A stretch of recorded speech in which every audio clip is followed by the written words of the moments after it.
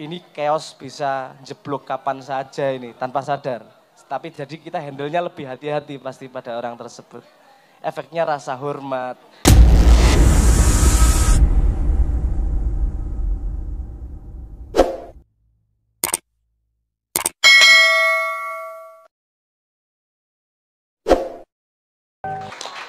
Yang sudah turut meramaikan obrolan malam hari ini. Dan mumpung Mas Abrang masih di sini dan waktu kita di sini juga tidak cukup banyak, tidak seperti malam-malam biasanya. Mungkin nanti ada apa namanya, kita juga harus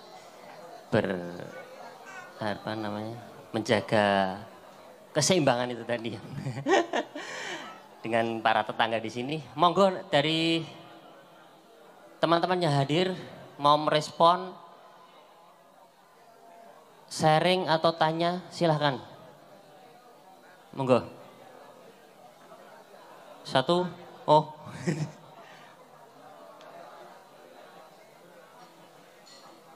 Belum ada juga. Mungkin kita ke Mas Sigit dulu nih.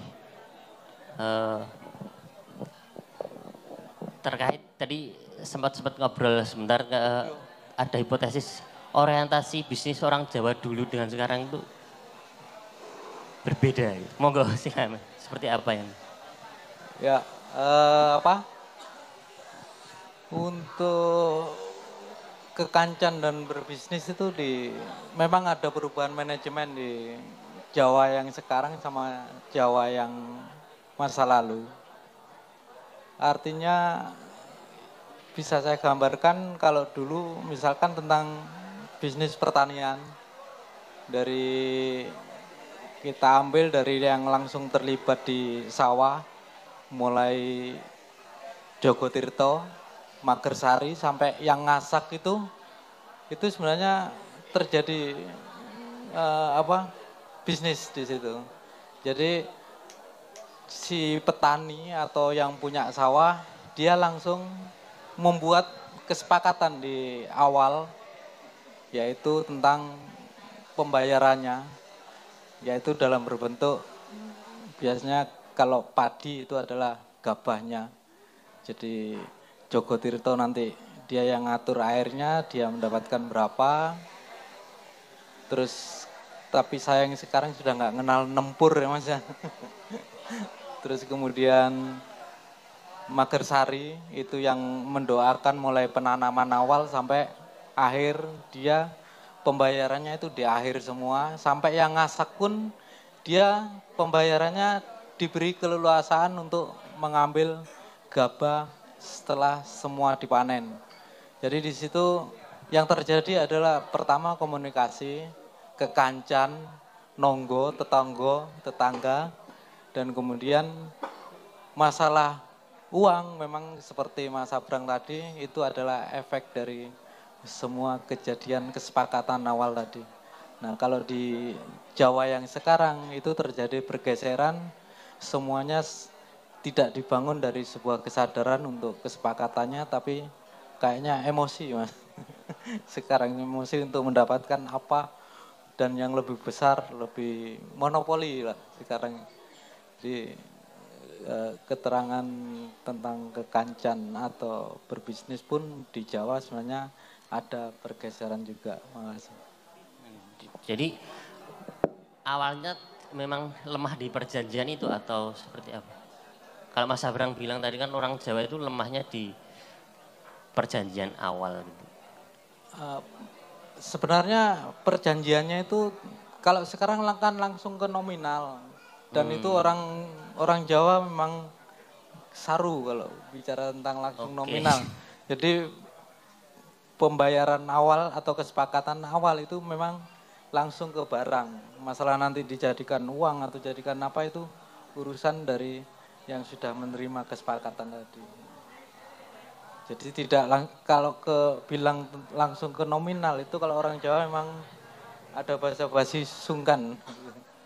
Tapi kalau langsung barang dan dia langsung mengambil sendiri untuk mendapatkan barang dari kesepakatan, itu mereka lebih bisa. Jadi manajemennya yang berubah sekarang. kalau dulu indikator kontribusinya terhadap tim itu berupa Barang. Mungkin Pak Munir ada respon.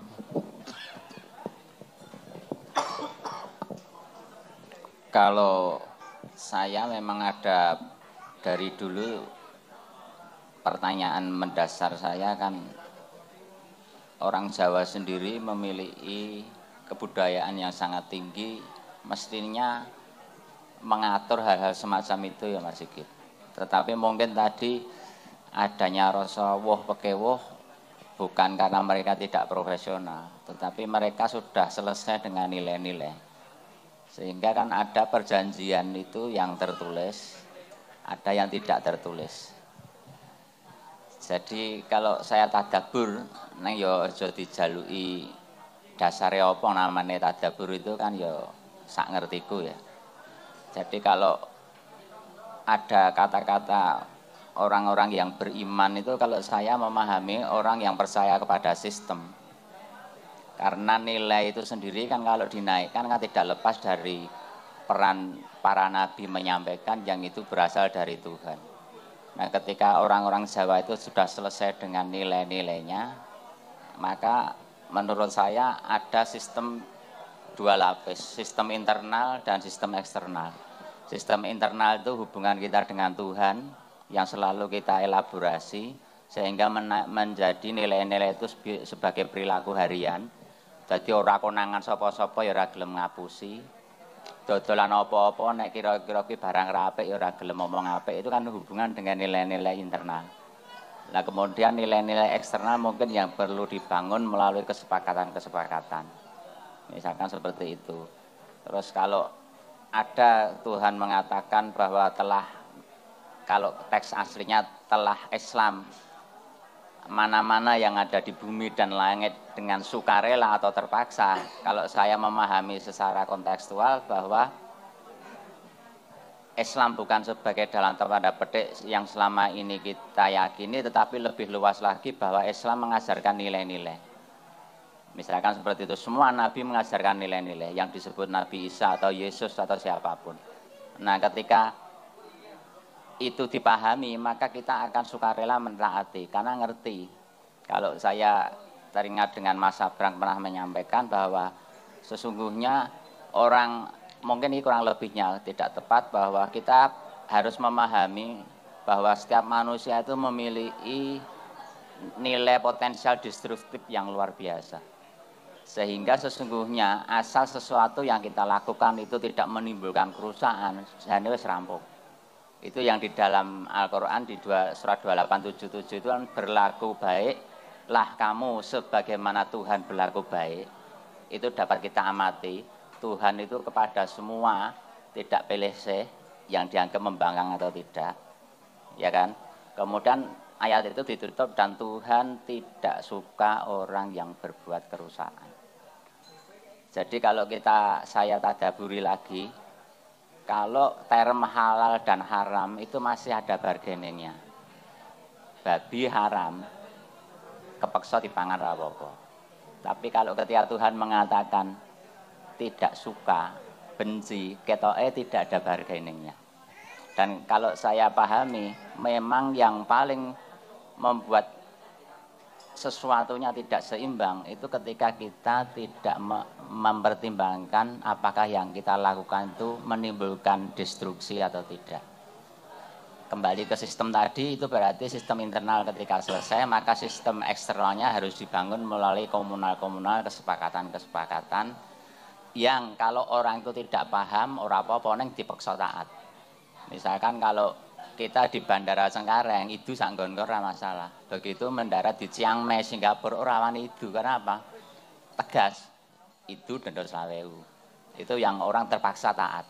Tetapi output dari keduanya adalah memberikan kemanfaatan dan meminimalisir kerusakan.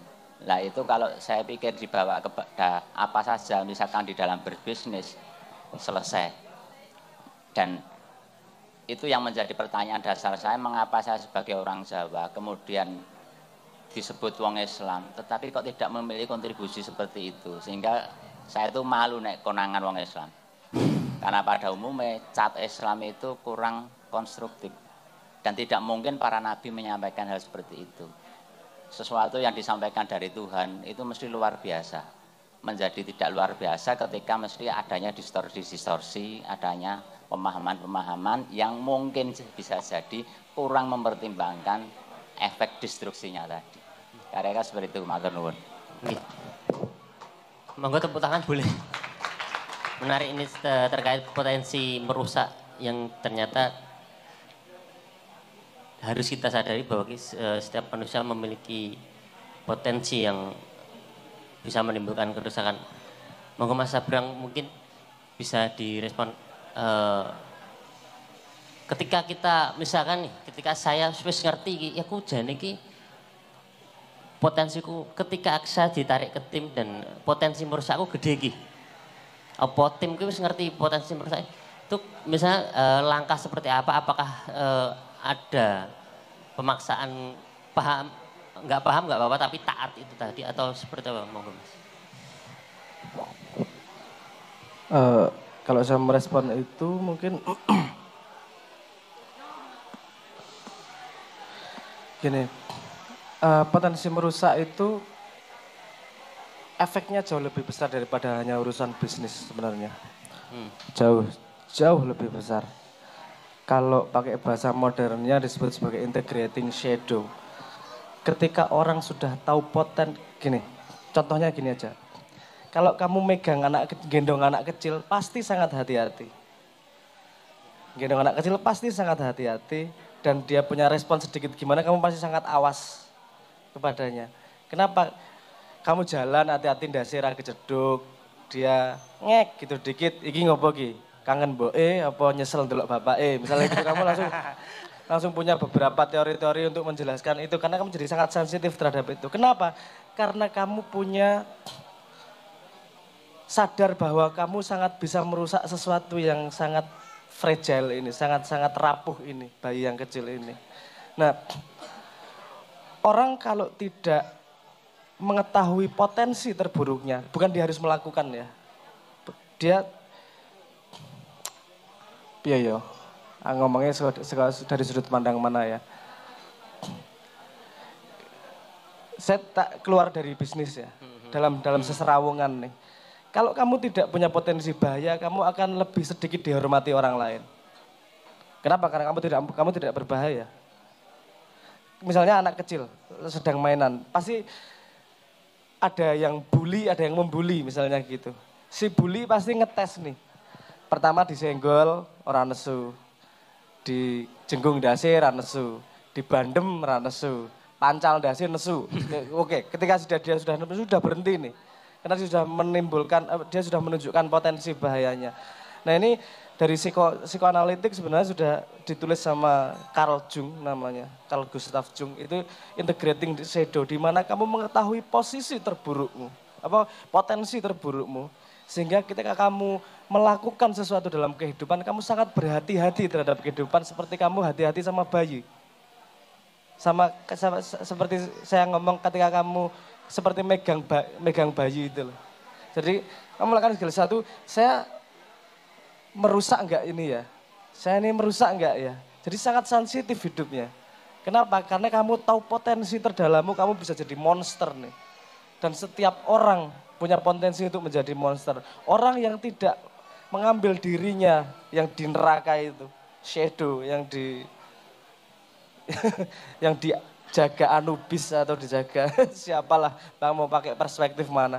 Kamu ngambil potensi terburukmu dan kamu tahu bahwa kamu tuh monster yang bisa keluar kapan saja.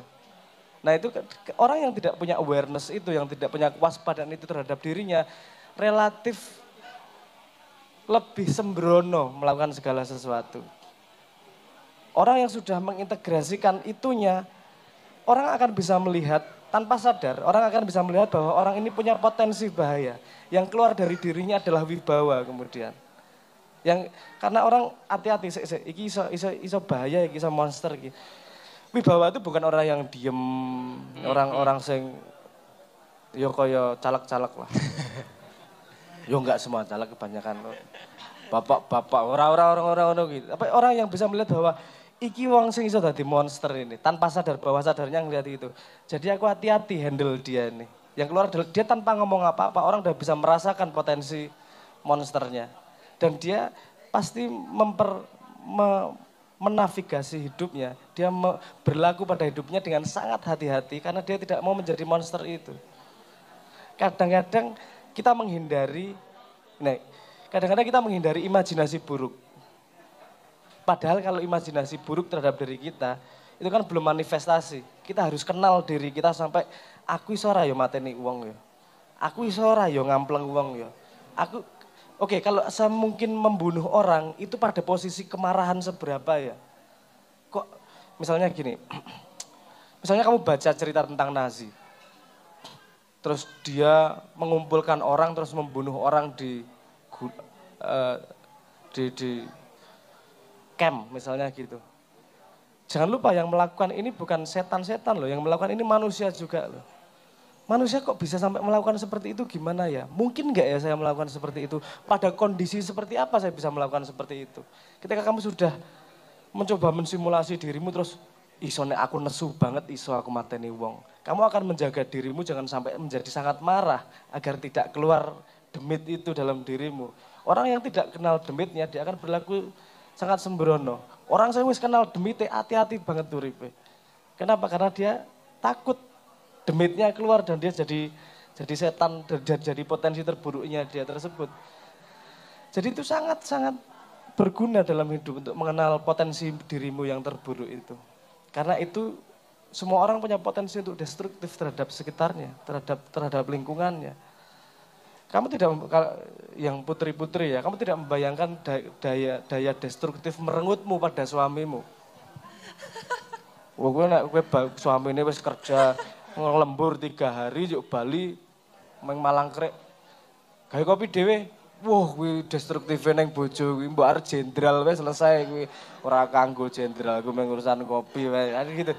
Itu, tapi istri yang hati-hati, dia akan tahu bener manage bagaimana dia handle suaminya agar tidak terjadi destruksi seperti itu. Nah ketika orang punya kesadaran seperti itu akan termanage nih lingkungannya. Karena dia tidak perlu dikontrol oleh lingkungan, dia sudah dikontrol oleh dirinya sendiri. Yang keluar adalah potensi dirinya yang memang dia tahu dia keluarkan yang mana. Itu bagian dari tingkat kesadaran manusianya sendiri itu sebenarnya. Itu karena berlaku dalam kehidupan sehari-hari, pasti juga berlaku dalam bisnis. Berlaku dalam permainan sepak bola, berlaku dalam apa, karena itu dirinya. Ketika dirinya menjadi berperan jadi apa, dia jadi lebih presisi memperlakukan dirinya. Jadi menurut saya sangat penting mengetahui demon, mengetahui demit, setan dalam dirinya. Aku iso mbleh wong nek aku nesune saene. Dia akan sangat menghindari keadaan itu. Karena dia tahu persis koordinat dia menjadi demit itu seberapa. Nah, orang yang sudah mengetahui itu, sorot matanya beda. Bobotnya beda. Itu bawah sadar. Karena yang di atas sadar paling 89% yang kita sadar input masuk fakta ini. Yang menjadi makna. Lainnya bawah sadar semuanya. Ini bawah sadar kita akan bisa mengenal orang-orang seperti itu. Ini kenal demite. Dia akan lebih dihormati, dia akan lebih punya, karena dia punya potensi bahaya itu tadi loh. Gini aja lah, nek kowe ribut karo anak polisi kan lu hati-hati. Yeah. Karena wedi punya potensi bahaya nek bapak teko nang omahku njuk karo pasukan coklat aku gawat iki. Karena kamu tahu potensi bahaya itu kamu handle-nya lebih hati-hati. Nah setiap orang punya potensi bahaya itu, orang yang sudah kenal potensi bahayanya akan terpancar dalam dirinya bahwa ini chaos bisa jeblok kapan saja ini tanpa sadar. Tapi jadi kita handle-nya lebih hati-hati pasti pada orang tersebut. Efeknya rasa hormat, efeknya kemudian lebih santun dan seterusnya lah. Orang yang harmless, yang tidak mengetahui demitnya, itu enggak berbahaya dan gampang dibully. Dalam tanda petik. Kalau orang yang tahu demitnya itu nggak gampang dibully orang karena orang sudah sensing nih ini ono sing demit siap metu kapan wae nih. Justru dilihat dari kehati-hatiannya berperilaku, bukan dari kesembronoannya berperilaku. Justru terbalik itunya. Tapi itu membahas itu lebih dalam itu psikoanalitik bawah sadar ya. Jadi rodok ruwet lah. Tapi intinya bahwa kamu kenal demitmu itu penting banget agar tidak menjadi demit itu tanpa sadar. Ngono wae intine. Sebenarnya setahu saya gitu. Boleh tepuk tangan para demit. Enggak jadi.